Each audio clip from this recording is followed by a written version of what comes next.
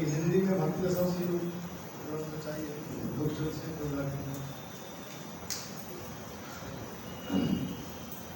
नमो विष्णु पादाय विष्णु कृष्णाय श्रीमते भक्ति वेदांत स्वामी नमस्ते सरस्वती गौरवाणी प्रचारिणे निर्विशेष शून्यवादी पराशरपतिस्ताय वंशाकल्पतरुभ्यश्च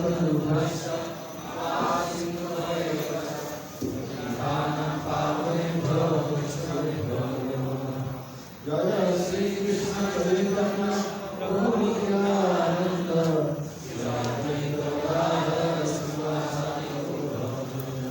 हरे कृष्ण कृष्ण कृष्ण हरे हरे हरे राम राम राम हरे मूकं प्रतिवाचालं प्रभुलंघते यद्विपातं वन्दे श्रीगुरुनाथाय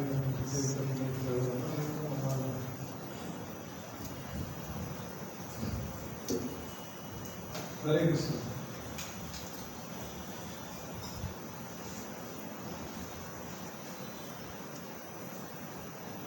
कृष्ण भक्ति भावना, कृष्ण भावना में रहना एक दो दिन या एक दो साल 8-10 साल के लिए नहीं है, सारा जीवन अगले जीवन हमेशा के लिए इस भावना में रहना है। और उसके लिए विशेष आवश्यक है ग्रंथ का अध्ययन करना।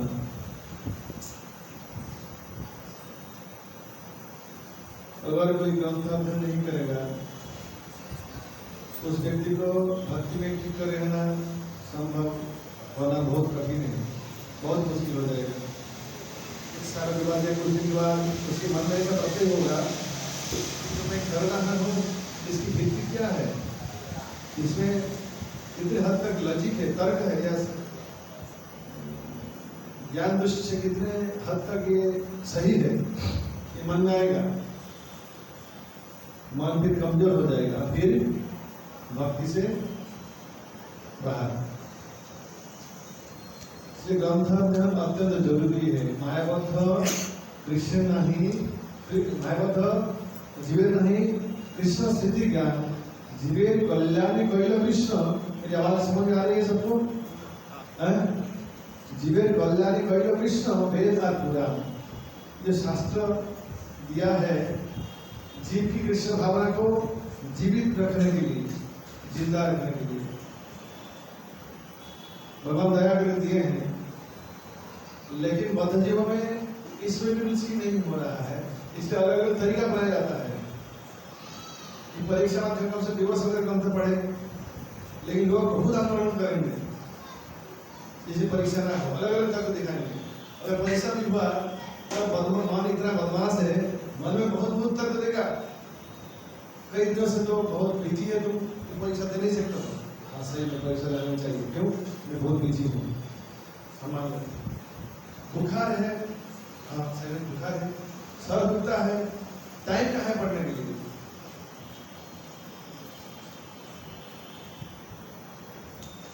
हमारे राधेश्याम प्रभु जो पुणे के प्रमुख है, ये संस्था के मेरे लिए महान भक्त है। IIT के हैं, MTech के मुंबई से कंप्यूटर साइंस में। वो कहते हैं, देखने में थोड़ा हाइट में इतना बड़ा नहीं है, लेकिन वेरी एम्पावर्ड पर्सन होता है, बहुत शुद्ध भक्त है, ब्राह्मण घर के लड़का है। तो कहते हैं ग्रंथ अध्ययन के लिए कभी टाइम नहीं मिलेगा किसी को, जब मैं रिलैक्स फ्री हूँ मैं पढ़ूंगा, टेंशन फ्री हूँ। ऐसा कभी किसका जीवन में आया नहीं, आएगा भी नहीं। हमें युद्ध जैसे कि अर्जुन कुरुक्षेत्र में लड़ाई मैदान में लड़ाई के बीच में गीता पढ़ लिया, गीता सुन लिया ज्ञान, उसी लड़ाई के स्तर में पढ़ना पड़ेगा। क्या करना है? ग्रंथ पास में रखना पड़ेगा हमेशा। कोई बात की इंस्ट्रक्शन है, एक हफ्ते पास में ग्रंथ रहेगा हमेशा। थोड़ा सा मौके मिला पढ़ लेंगे, थोड़ा 5 मिनट या 10 मिनट पढ़े, फिर दिया, फिर काम करते रहा, फिर 2-4 घंटे फिर थोड़ा पढ़ेगा, 5 मिनट 10 मिनट, इस तरह टाइम निकालना पड़ेगा, नहीं तो कभी भी टाइम नहीं होगा, ग्रंथ ऐसे रह जाएगा। इसलिए जो परीक्षा हुआ उसका नादने का एकमात्र मंत्र है, कौन सा मंत्र? आलस्यता। इस मंत्र में दीक्षित हो जाएंगे। आलस्यता, उदासीनता ग्रंथ अध्ययन में। इसलिए जितना कोई किसने कहा आधे घंटे हो जाएगा, तो इतने एक हफ्ते की जरूरत नहीं है। तो कई बार बोला ना, तो हमारे एक साल के थे, उसका नाम था, क्या नाम था? जहर। जहर पढ़ाई कर ले तो सारा 6 महीने बाकी परीक्षा को, लॉन्ग टाइम। इधर जब एक हफ्ता समझ जाएगा, 7 दिन मेरे आधे घंटे में हो जाएगा। क्या बोले चलो? आधा घंटे में हो जाएगा। क्या बोल चलो? माधव बताइए कैसे? बोल चला क्या उसको किसी कहा मेरे तो आधे घंटे हो जाएगा, फिर देखा क्या एकदम है ही नहीं है। किसने बोला था? तो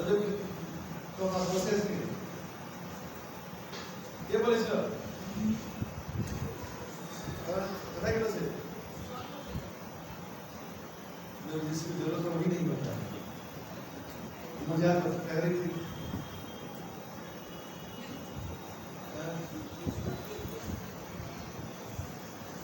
आधे घंटे में हो जाएगा।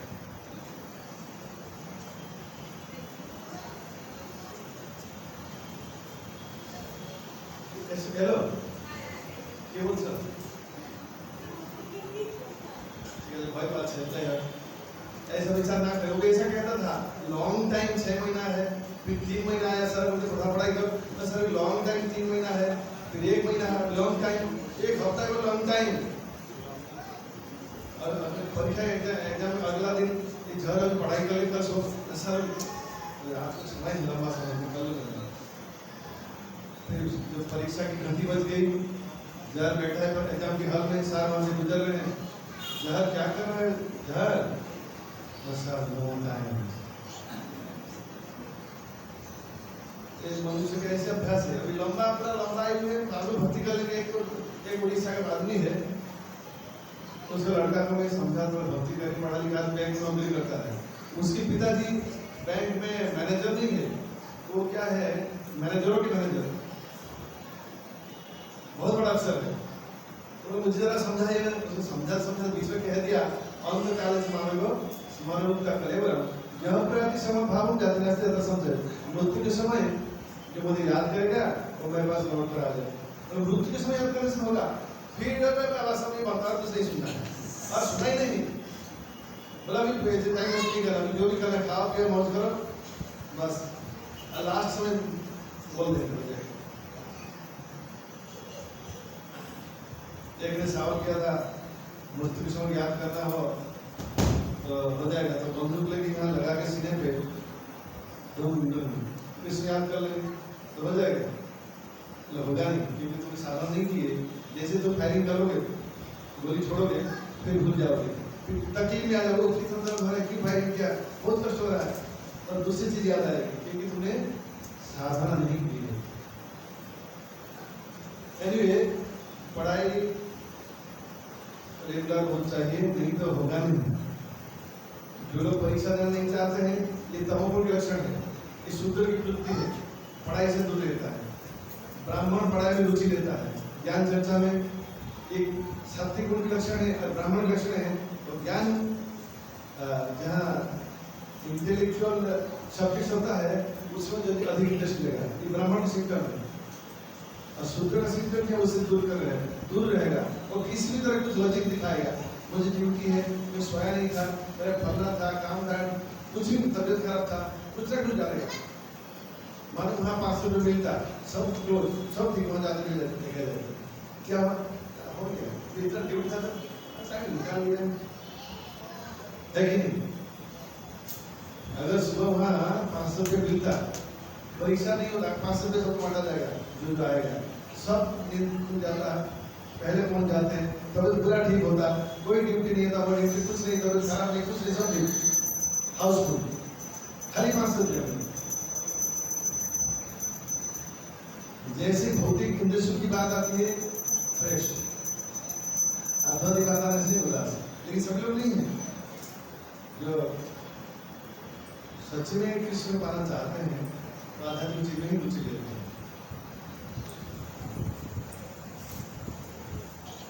ऐसा नहीं कि लोग नहीं लोग हैं,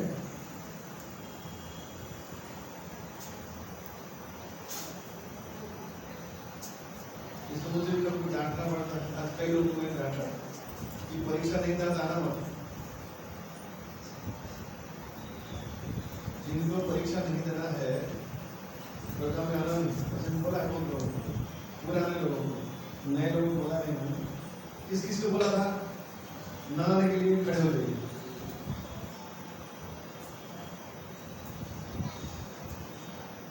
किस किस को मैंने बोला कि परीक्षा ना तो जाना नहीं, गोविंद माता डाल तुम घर किसे बचा नहीं।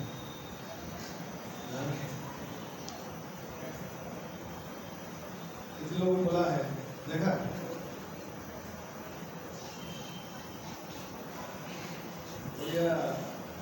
संभाली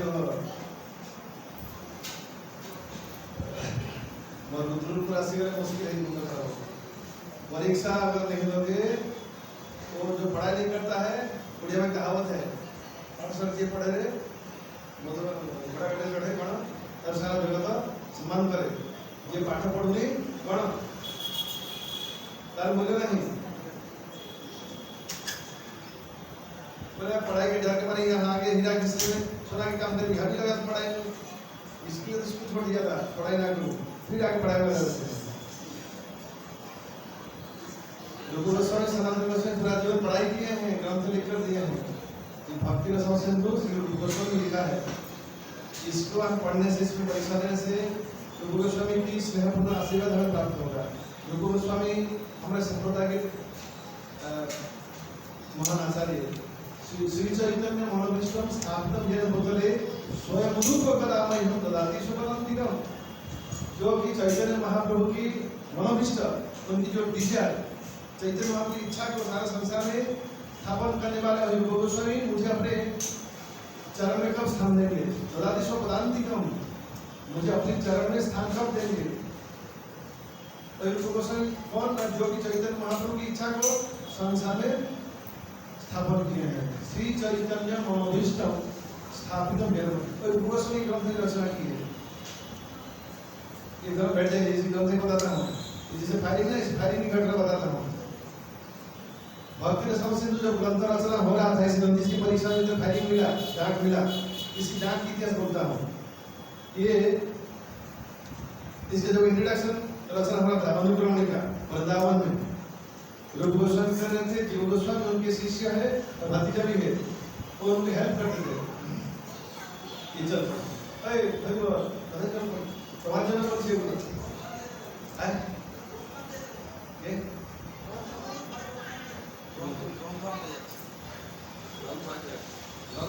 हिंदी आर का पढ़ा तुम जाओ। तो है जीव गोस्वामी।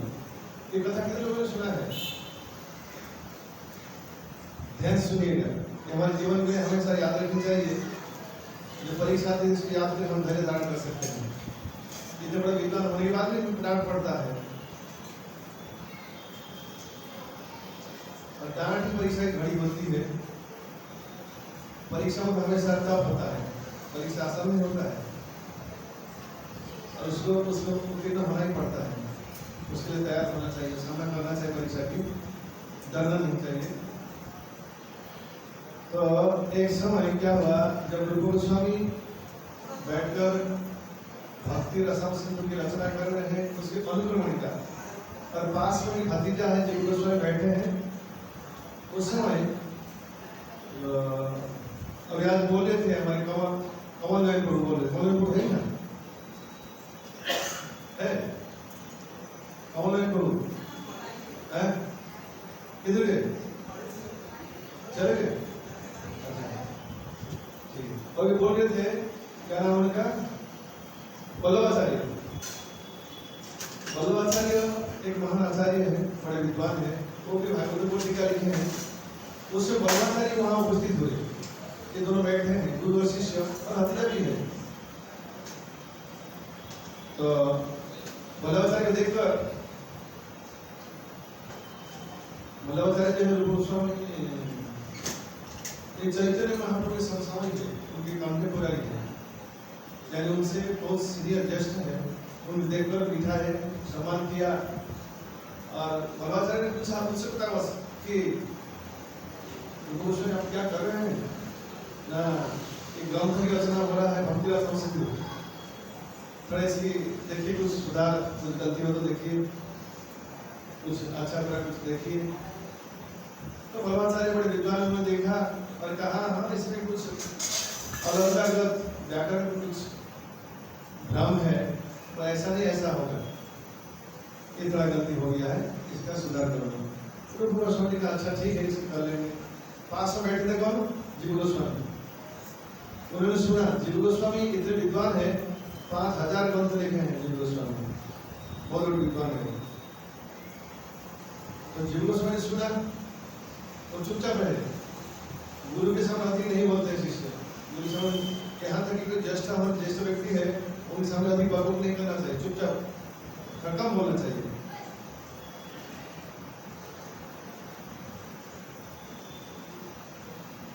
तो उसके बाद उन्होंने कहा कि आप जमुना जी में स्नान करके आइए और प्रसाद ग्रहण कीजिए, प्रसाद लीजिए हमारे यहाँ के में आज कृपया। उन्होंने निवेदन किया। तो वल्लभाचार्य ने कहा ठीक है, मैं स्नान करके आता हूँ। जीव गोस्वामी पानी लाने के बहाने में शिष्य के कर्तव्य, गुरु के आश्रम में जब है, आश्रम की साफ सफाई करना, गुरु की सेवा करना, गुरु के पानी के पीने के लिए पानी लाकर आश्रम में रखना, आश्रम की सेवा करना। तो शिष्य जीव गोस्वामी घड़ा भर लेकर चल पड़े यमुना जी पानी लाने के लिए, और वहाँ घाट मिले को जो पानी तो लाना बहाना था, उद्देश्य था उन्हें मिलना। यहाँ गुरु के सामने बोल नहीं पा रहे हैं, ये समर्मता है, ज्येष्ठ व्यक्ति के सामने दूसरे को बोलना नहीं चाहिए, कुछ दूसरे दूर जाके बोलना चाहिए। जैसे कि आपने देखा है चैतन्य महाप्रभु डायरेक्ट अप्रोच नहीं किया रघुनाथ ने, रघुनाथ क्या की रघुनाथ कहा कि मेरे लिए तो आप पूछिए, एक शिष्टाचार है।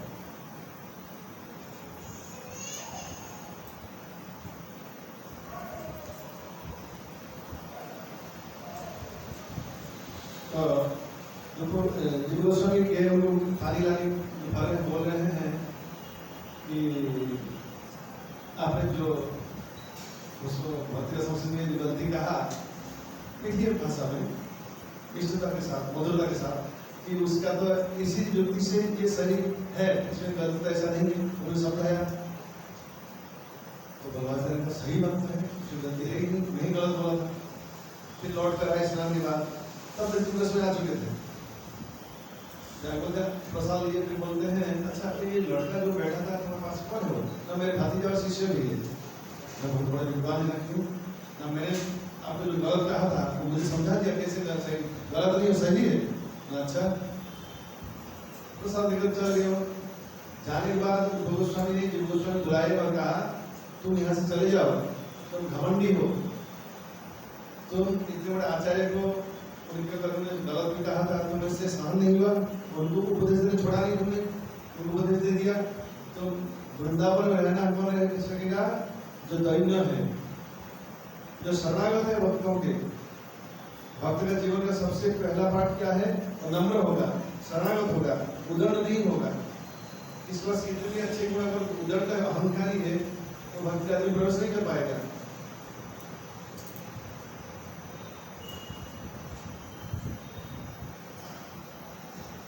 अच्छा लगा कि लोगों ने बहुत फायरिंग किया था, क्या आना नहीं, ये लोग तो भी थे। और कभी कोई किसी फायरिंग ना करने से उनको लगता है हम फायरिंग करें, वो छोड़ के चल जाए, ऐसे भी।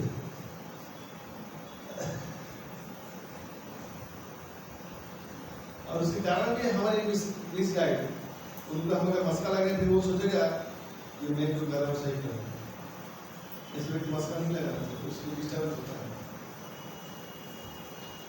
उसको हमने मौका नहीं दिया सो विचार करने की क्या गलती मेरी हो रही है।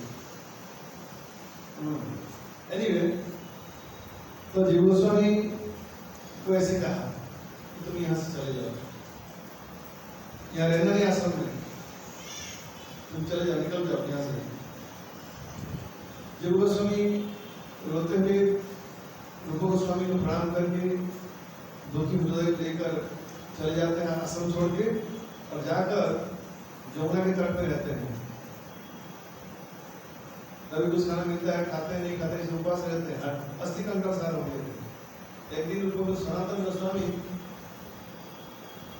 वहां से गुजर रहे थे जमुना की तट से, और देखा कोई पड़ा है, और जाकर देखा उनके भतीजा सनातन गोस्वामी रूप गोस्वामी के बड़े भाई है, दोनों भाई है। और ये जो जीव गोस्वामी के पिताजी भी इनके भाई है अनुपम। इनके तीन भाई, रूप, सनातन और अनुपम। अनुपम का शरीर पहले से अपराध हो चुका था, उनका देहांत हो चुका था, गंगा प्राप्ति कहते हैं। तो अनुपम के पुत्र है जीव गोस्वामी। तो तुम यहाँ से क्यों? तो उन्होंने सब सारे चीज बताया, ऐसा ऐसा घटना हुई, तो मुझे ऐसा बोला आश्रम चले जाने के लिए, इसलिए आश्रम छोड़ के आऊँ। तो सनातन गोस्वामी जीव गोस्वामी को लेकर आए, बोले मेरे साथ चलो, मैं देखता हूँ क्या कैसे क्या होता है, क्यों निकाले तुम्हें। तो जीव गोस्वामी सनातन गोस्वामी पीछे खड़े हैं, और सनातन गोस्वामी आकर रूप गोस्वामी से मिले, तो बड़े भाई का अच्छा सम्मान किया। फिर जीव गोस्वामी को रूप गोस्वामी को सनातन गोस्वामी कह रहे हैं, मेरी बात समझ में आ रहा है सबको? कितने लोगों को समझ में नहीं आ रहा है? सबको समझ में आ रहा है? ये घटना कहाँ हो रहा है? वृंदावन में, यमुना के तट पर एक जगह पर। तो रूप फिर बड़े भाई उनके रूप भाई, ये वैष्णव का कर्तव्य क्या है? न जीवे दया कृष्ण नाम सर्वधर्मसार, जीव को दया करना, यानी दूसरे को दया करना। दया का मतलब खाली उसको खिलाना पिलाना, उसकी शरीर देखना ये चाहिए, साथ में उसकी भक्ति की शिक्षा देना, हरिनाम में रुचि दिलाना, ये भी दया है। ये असली दया है, ये अत्यधिक दया वही है। किसी का हम खाना पीना या अर्थ हम दे सकते हैं, लेकिन वो थोड़े समय के लिए दया है, वो अधिक टिकेगा नहीं, ये भौतिक वस्तु है। परंतु आध्यात्मिक ज्ञान उसका हम दें कि हम भगवान के जीवित स्वरूप है, कृष्ण दास, कृष्ण सचिव भेदाभेद प्रकाश, हम भगवान के अंश है, अंश होने के नाते संपूर्ण भगवान परमेश्वर की सेवा करना ही हमारा असली कर्तव्य है। तो हमारे असली काम अगर सुखी होना है तो कृष्ण की भक्ति करनी चाहिए, साधु संग हरि कथा ही मात्र चाहे, संत साथी जो बेसिक ज्ञान उसको दे, और कृष्ण भक्ति में लग जाए, हरिनाम जप करे, तो उसका जन्म जन्मांतर की पापा से नष्ट हो जाएगा, इस जीवन का अंत में भगवत धाम लौट कर जा पाएगा। ये सबसे परम दया है। ऐसा नहीं चलो हम तो अपने सीख लिया, जाने तो काटा में गिरने दो, हम क्यों बोलने जाए, हम दर्द होगा मुंह में। ये कंजूस है, ये कृपणता है, ये महाकृपण है। एनीवे जीव गोस्वामी रूप गोस्वामी पूछा वैष्णव का क्या धर्म है? ना जीवेद है, ना ये जीव नहीं है,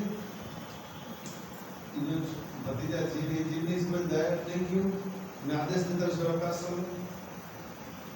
रूप गोस्वामी ने कहा ठीक है मैं रखता हूँ, लेकिन आचार्य लोग इस तात्पर्य में क्या निकालते इसकी शिक्षा? तो वो कहते हैं कि रूप गोस्वामी अत्यंत बुद्धिमान और अत्यंत दयालु थे अपने शिष्य के प्रति। वो चाह रहे थे कि मेरे शिष्य सारा संसार उसकी महिमा को जाने कि कितने बड़े विद्वान है। अगर उनको नहीं निकालते आश्रम में, सारा वैष्णव समाज चर्चा नहीं होता। आश्रम से निकाल दिया तो सब लोग चर्चा की और मालूम पड़ा कि जिनके शिष्य इतने बड़े बड़े विद्वान को भी समझा सकते हैं। हकीकत में जीव गोस्वामी की जो बताया तो सही बताया, तो गलती उनका था वल्लभाचार्य की, लेकिन इनका उद्देश्य और कुछ था कि मेरे शिष्य छात्रों के साथ जाने। लेकिन ऐसा जाने से तो नहीं होगा, अपना तरीका अलग अपनाए। उनको आश्रम से आउट किया, तुम जाओ। परिणाम क्या हुआ? ना जीव गोस्वामी की सारा संसार में ख्याति फैल गई कि कितने बड़े विद्वान हैं। तो साधु के हमेशा जो चाहे आशीर्वाद हो या क्रोध हो, एक विज्ञ व्यक्ति हमेशा आशीर्वाद को नहीं स्वीकार करता है। तो इस कथा में समझ में आया? डांट पड़ा, हम नहीं पड़ा, डांट पड़ता है। पिता वाले बच्चा को दंड दिखाते हैं पढ़ाई नहीं करने से, पहले डांट प्यार करते हैं तो दंड दिखाते हैं। शास्त्र में लिखा है गुरु शिष्य की शिक्षा के लिए और पिता पुत्र की शिक्षा के लिए दंड धारण करने का अधिकार, बाकी सब तो नहीं है।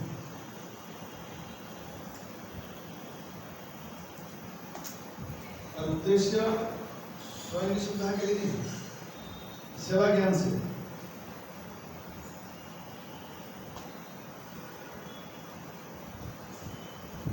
समय हो चुका है, क्या करें? हिंदी तो मिला नहीं, मैंने हिंदी मंगवाया था। पूजा पाई पहला इंग्लिश गुजराती। जब भी परीक्षा होती है उससे पहले परीक्षा की डिस्कशन जो शुक्रवार का प्रोग्राम होता है वहाँ होता है, जो उसकी खबर रखिए, शुक्रवार का प्रोग्राम अटेंड कीजिए तो सुविधा होगी।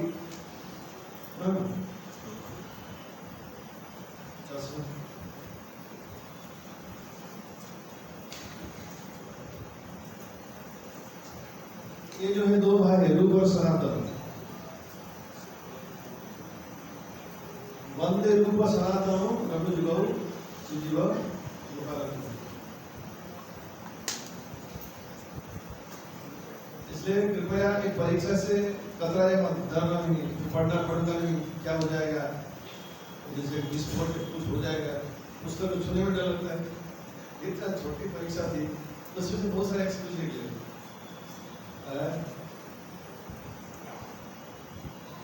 स्वयं को परीक्षा स्वयं पूछिए कि मैंने एक्सक्यूज दिखा रहा हूँ कि हकीकत में तकलीफ था। लगेगा ऊपर से तकलीफ है, लेकिन है एक्सक्यूज।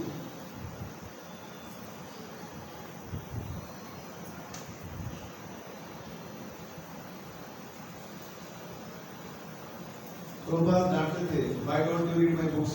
मैं पुस्तक क्यों पढ़ते नहीं हो? हमारे ये जूनियर गोपाल किशोर शर्मा महाराज तिथि मनाया गया 25 तारीख को। वो दीक्षा के समय क्या करते थे, एक महान आचार्य महान व्यक्तित्व थे, वो कहते थे, उनकी हिंदी बहुत मीठी हिंदी थी और बहुत नम्र थे। वो क्या कहते थे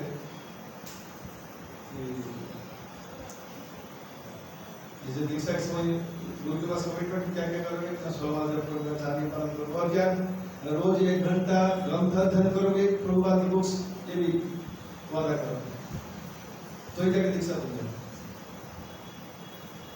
1 घंटा 15 मिनट भी पढ़ना नहीं होगा। परीक्षा आया, इतनी छोटी 28 मार्क का है, उसमें से 3-4 मार्क तो ऐसे ही मल्टीपल चॉइस आंसर दिया है कि देखने से मालूम पड़ जाएगा। इसके डरने में क्या है, अब एक बार ट्राई तो करें ना। परीक्षा का दिमाग खराब वस्तु होगा, अब इसको हम तो छुएंगे 15 दिन चाहिए, 1 महीना से जल्दी हो गया, ऐसा ना करो।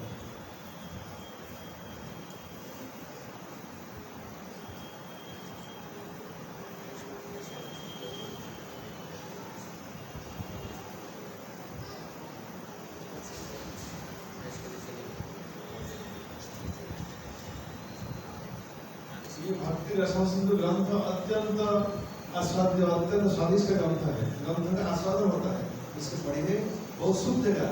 इसको पढ़कर बहुत बड़ा महात्मा इसको में ज्वाइन किए हैं। मुझे तो लगता है सिंगापुर के कई सारे ग्रंथों में से ये ग्रंथ जो है बहुत ही रसपूर्ण है। इसके हर एक वाक्य दुनिया की कितनी बड़ी नास्तिकता के लिए लात मार निकालने में समर्थ है। जो भक्त नहीं है वो ग्रंथ पढ़ेगा, उसके मन में जितने तर्क है, जितनी युक्ति है कि भक्ति ना क्यों करूं, लोग भक्ति क्यों नहीं करते, क्योंकि उनको सही युक्ति नहीं मिलता है।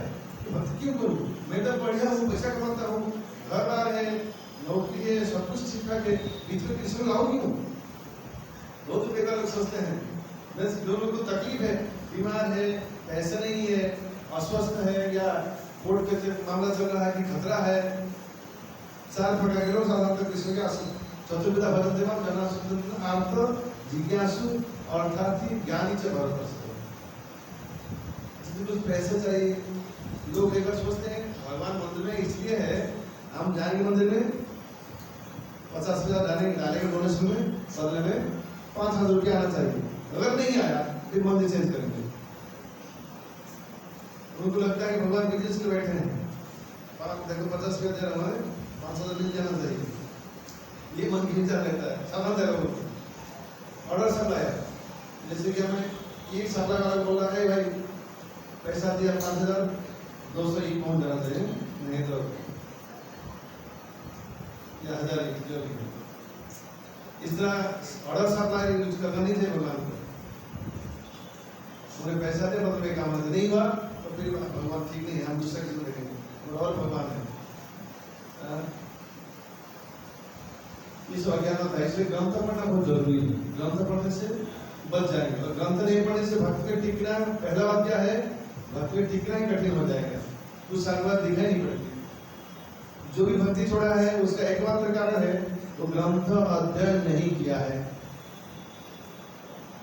अगर भक्ति को बचाना है तो ग्रंथ पढ़ना पड़ेगा। और ये परीक्षा जो है ग्रंथ अध्ययन की प्रेरणा है, उस व्यवस्था है। इस परीक्षा के बहाने में कम से ग्रंथ को गंभीरता के साथ पढ़ेंगे, सीरियसली पाठ करेंगे। ये एक मौका है, चांस इससे लेना चाहिए। कभी हमें बीमारी हुआ है, डॉक्टर इंजेक्शन दे, डॉक्टर खराब है क्या, डॉक्टर बदमाश हुआ, इंजेक्शन देता मान ही जाएंगे। स्कूल में जब इंजेक्शन देने आते हैं ना, छोटे बच्चे क्या करते मालूम है, पीछे दरवाजे से निकल जाते हैं। सर क्या कर दरवाजा बंद कर रखते हैं तो निकल ना जाए। बच्चों को लगता है सर कितने खराब है, बड़े होने के बाद इसकी डॉक्टर को साथ दो लोग देख लेंगे। जब बड़ा हुआ तब ज्ञान आया कि सर कितने अच्छे हैं, एक डॉक्टर बहुत अच्छा है। अगर इंजेक्शन नहीं देता तो पोलियो हो जाता। अभी भी लगता होगा ये कितने हम डांटते हैं, परीक्षा नहीं दिया, चलो कोई बात मौका देख लेंगे। लेकिन जब थोड़ी देर कुछ साल के बाद मालूम पड़ेगा कि डांट के कारण हमने परीक्षा पढ़ाई की, तो भक्ति की जो रसपूर्ण और स्वादिष्ट फल आस्वादन कर रहे हैं वो डांट खाने का परिणाम है। जो लोग डांट खा के टिकते नहीं है यार, उससे बचते रहते हैं, परिणाम बुरा है। भक्ति में टिकना कठिन होगा। इसलिए इतने सुंदर व्यवस्था को स्वीकार कीजिए। विशेषकर भक्ति का संस्कृत ग्रंथ अत्यंत टेस्टी है, स्वादिष्ट है, बड़ा सा पाठ करते हैं। हर बात समझाते हैं, थोड़ा दिन चलता फिर आलस सता जाता है, भूल जाता है। अच्छा, कई लोगों को पढ़ने में कंटाल तरीका पता था क्या है, ऐसा किस कर सकते हैं। इसको ध्यान से सुनिए, गंभीरता से। परीक्षा में जो क्वेश्चन है, क्वेश्चन क्या पढ़ना, आंसर को 3 बार पढ़ना। पहले तो आंसर ढूंढ के लिखना, ग्रंथ को पढ़ना पहले, इसको पूछ के आंसर से ले लेना, ऐसा कभी मत करना। फिर अधिक दिन तक टिकेगा नहीं पढ़ाई। वो चोरी बुक किए, उसे सुख नहीं मिलेगा। ऐसा ना करें। जब तक पढ़े और खुद ढूंढने की कोशिश करें, इससे उसे आंसर लेकर लिखकर परीक्षा तक प्रयास ना करें, फिर उसमें सुख नहीं मिलेगा। शुरू में तकलीफ हो सकता है, लेकिन अधिक दिन तक ये सुख नहीं मिलेगा। इसलिए स्वयं मेहनत करें, बिल्कुल ना होने से पूछ सकते हैं। और एक नोटबुक में उसको लिखिए, क्या बोला मैं, आंसर ढूंढकर नोटबुक में लिखिए और उसको क्या करना, मोबाइल में रिकॉर्डिंग कीजिए। कैसा रिकॉर्डिंग, पहले क्वेश्चन एक बार पढ़ना, फिर आंसर 3 बार पढ़ना, फिर अगला क्वेश्चन एक बार पढ़ना, आंसर 3 बार पढ़ना, इस तरह से रिकॉर्डिंग करना। फिर रोज सुबह उठ जाते हैं तो पहले उसको चालू करके ब्रश स्नान ये सब करते रहना, कभी उसको चलाइए, देखिए एक हफ्ते में आराम से याद हो जाएगा। पढ़ने की जरूरत होगा ही, याद करने की जरूरत नहीं हो। कोई लोग मुझे याद नहीं हो रहा है, कौन बोला था, अरे याद कौन बोला, मुझे याद होता है, इसे परीक्षा नहीं देता। कौन बोला, नंदलाल प्रभु, किधर है नंदलाल प्रभु, जिसको भूख कभी नहीं होता। नंदलाल प्रभु किधर है, ठीक है। सकाले की बोलते हैं मने থাকছে না, कितने लोगों को याद नहीं रहता, हाथ खोल कीजिए। 99% लोगों को सब याद होता है, याद नहीं रहता है, तो बोल देते दो मिनट बाद।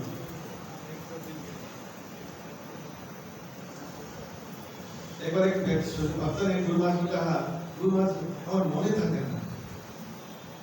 गुरु महाराज ने उसको देखा था कि बोले उन्हें कितना याद करने की कोशिश की, कोशिश नहीं करो कैसे याद होगा। दूसरे कोई व्यक्ति हमें अपमान करता है, उसको जिंदगी भर याद रखते हैं। हमने किसी को उपकार किया, उसके जिंदगी भर याद रखते हैं। हमारा किसी नुकसान किया, उसको जिंदगी भर याद रखते हैं। जब उल्टा होना चाहिए, किसी को उपकार किया है तो उसको भूल जाना चाहिए, जो नुकसान किया उसको भूल जाना चाहिए। हम किसी का नुकसान किए हैं तो उसको जिंदगी भर याद रखनी चाहिए। हमसे किसको तकलीफ हो गया, हम किसी का जानबूझ के हो या गलती से किसको नुकसान दिया या कष्ट दिया, उसको हमेशा आजीवन याद रखनी चाहिए। उससे क्या है, हमारी उन्नति होगी, आगे चल कर ऐसा ना हो। लेकिन हमको दूसरे किसी कष्ट किया है या ये याद रखने से गलत होगा, रिवर्स। लेकिन शास्त्र या आचार्य कहते हैं असत्संग त्याग वैष्णव आचार। हमको लगता है कि व्यक्ति के साथ हम डील करने से हमारा डिस्टर्बेंस होता है साथ में, तो इसके साथ सम्मान करें हम, लेकिन के साथ संग ना करें, इसके साथ दूर रहें, नहीं तो तकलीफ होगा, अपराध होगा। लेकिन उनके प्रति मन में ईर्ष्या ना रखें। सम रसपूर्ण, सम भावपूर्ण व्यक्ति के साथ संबंध रखना अधिक बदल और दूर होता है। कोई शाहवत क्रोधी है तो उसका दिल कम किया लगे जीवन में। मेरे सामने गोपीनाथ पुणे मंदिर में जब था, कई लोगों को निकाल दिया गया है। वहां तक महाराज गणेश ऐसा रखते हैं, कई लोग सोचते हैं कैसे निकालेंगे, निकालेंगे कैसे, नहीं इसका कदम बोलना जरूरी है। क्यों निकालना झूठी जुगता है किसको। पहले तो ऐसे व्यक्ति को लेना नहीं चाहिए। महाराज कहते थे कि 6 महीना एक भक्त को आने देना चाहिए, उसके नेचर का हम जाने, वो कैसा उसकी स्वभाव है। हरे कृष्णा हरे कृष्णा कृष्णा कृष्णा कृष्णा हरे राम। 2-4 दिन में नंबर रहेगा, देखा फिर नए बहू आती है, 2-4 महीना नंबर रहेगा। बाद में ये लड़के भी होते हैं, दामाद किया नंबर का दामाद, बाद में निकला भयानक। इसलिए मनुष्य को महाराज कहते हैं 6 महीने उसका आने देना चाहिए। बाहर रहेगा, उसको अंदर नहीं रखना। 6 महीने बाहर से रहकर आना चाहिए, तो उसकी स्वभाव उग्र स्वभाव होगा, रजोगुणी तमोगुणी होगा, साथी लोग मिलना मुश्किल। तो 6 महीने उसको परखा जाता है, बाद में उसे रखते हैं। यहाँ तक रखने के बाद भी अगर रजोगुणी होता है, बहुत क्रोधी होता है, एक भी क्रोधी व्यक्ति को नहीं रखते हैं, उसको गुड बाय कर देते हैं। अब तो बहुत सारा ट्राई करते हैं, वहाँ ऐसा ट्राई है, उसको हटा देते हैं, चुन चुन के रखते हैं। कम से कम नंबर में ऐसे व्यक्ति को रखते हैं। जो उधर में अहंकारी व्यक्ति बैठते नहीं है, उससे क्या होगा जरा सुनिए। अभी मैं मंदिर में गया था, हालांकि बात जानता हूँ, मैं उनको उदाहरण देता हूँ। एक भक्त मुझे मिले, उनका ताप्ती नदी इस बार उन्होंने एक बार प्रवेश करने गया था, क्या नाम उनका, तो मुंबई में बैठे रहता था, आजकल सूरत में रहता है, नाम कथा बड़ी गुजराती है, लेकिन बहुत समझदार व्यक्ति है। मुझे देखे जैसे बोल बोले कि हाँ यार, ये आपकी जीजा जो बहन को देखा गया, मैंने कहा देखा ना, हम चौक वाला जॉब का प्रोग्राम चल रहा है, कहा ना सिद्धो बकुल, मैं कौन कितने लोग कहते हैं, सब चुन के लेते हैं, कैसा पहले का रिकॉर्ड लेते हैं 1 साल का, और रोज कम से 12 वाला एक जगह बैठ जब करेंगे, जो भी ज्वाइन करके, और एकादशी को चौक वाला करते कि नहीं, तो ऐसा क्यों? तो फिर अगर ऐसा चेक नहीं करके रख लेंगे, माने किसी को जाकर बोला मैं भी जाना चाहता हूँ, चलो देख लिया, तो वहाँ जो है जाकर जो सुना बैठ जब नहीं कर पाएगा, वो सोएगा, जब ऊपर होगा, फिर उसकी प्रभाव दूसरे को पड़ेगा। तो मैंने उदाहरण दी, एक टोकरी में फल है, इसे सुनिए बात को, क्या बोला मैं, एक टोकरी में बहुत सारे फल है, फल में अगर 1-2 सड़ा हुआ फल है, उसको अगर हम निकाल कर ना निकाले तो क्या होगा, पूरा फल को सड़ा देगा वो। इसी तरह सत्संग की स्थिति ऐसी है, तो एक वीडियो में निकले, उसको अगर ना निकाले पूरा ग्रुप बिगड़ जाएगा, ऐसे सिद्धांत उन्होंने कहा। हालांकि मैं सिद्धांत जानता हूँ, लेकिन मुझे याद लाए उन्होंने, इसलिए वहाँ चुन कर लेते हैं। जो सीरियस लोग हैं, नम्र है, स्थिर व्यक्ति ले लेते हैं, दूसरे व्यक्ति अलाउ नहीं करते हैं।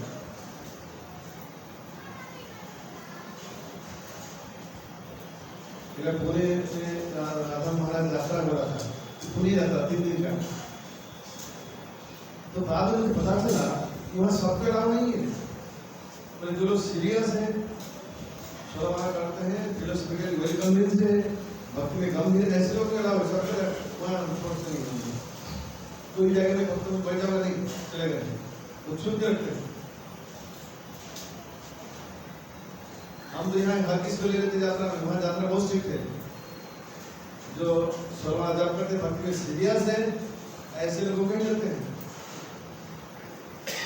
नहीं तो बोले इतना लंबा प्रवचन चल रहा है, भूख लगी है, बहुत चलना पड़ता है, रूम ठीक नहीं मिला, खाना ठीक नहीं है, बाथरूम टॉयलेट ठीक नहीं, मतलब पहले कमिटमेंट को कोई कंप्लेन नहीं करोगे, नो कंप्लेन, जो सुविधा दिया जाए उसको विश्वास करके रहना पड़ेगा। तो चलो तपस्या करने निकलो, किसी ज्ञान से चलो, नहीं तो यात्रा में नहीं अलाउ।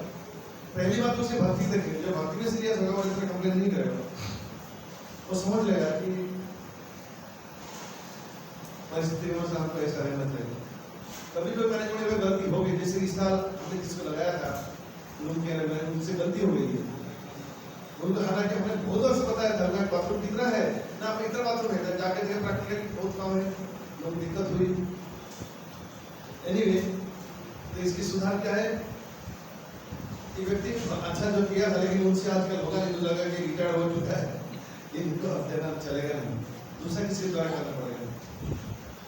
कॉमन सेंस, जहाँ 150 आदमी रहेंगे उनके साथ में बाथरूम कुछ नहीं, एक बाथरूम में कितना हिसाब कीजिए ना, 20 आदमी 30 आदमी बाथरूम में जाएगा तो क्या करेगा जीवन में, बाथरूम जाता रहेगा कि यहाँ 5,000 रुपया दे, चलो वहाँ दिन बाथरूम करके आ जाएगा क्या, और बाथरूम करने के दूसरा काम करेंगे। लेकिन उसके लिए आंदोलन कर लेंगे क्या, लड़ाई में उतर जाएंगे, क्योंकि जो मैनेजमेंट कर रहे हैं वो मनुष्य समझते हैं, लेकिन उसके लिए गड़बड़ कहाँ हुआ वो भी समझता है। गड़बड़ ऐसे हुआ जिसको भेजा गया उसकी समझदारी का, जो बोले वो यहाँ ऐसा है, लेकिन वहाँ रहने वाला तो अलग व्यवस्था है, हो गया है सर। वहाँ पे वैसी स्थिति थी कहाँ नवी शरण में, लेकिन बाद में बहुत अच्छा व्यवस्था मिला, सबसे अच्छा व्यवस्था मिला नवी शरण में। वहाँ चार्ज भी कम है, रहने की व्यवस्था भी सुविधा है, सब कुछ सुविधा है। एनीवे, अब समय हो चुका है, तो अगली बार आज तो भक्ति संस्कृति मिला नहीं, अगली बार ध्यान होगा, और शुक्रवार आएगा जहाँ चर्चा है उसको ध्यान रखिए। बढ़िया परीक्षा दीजिए।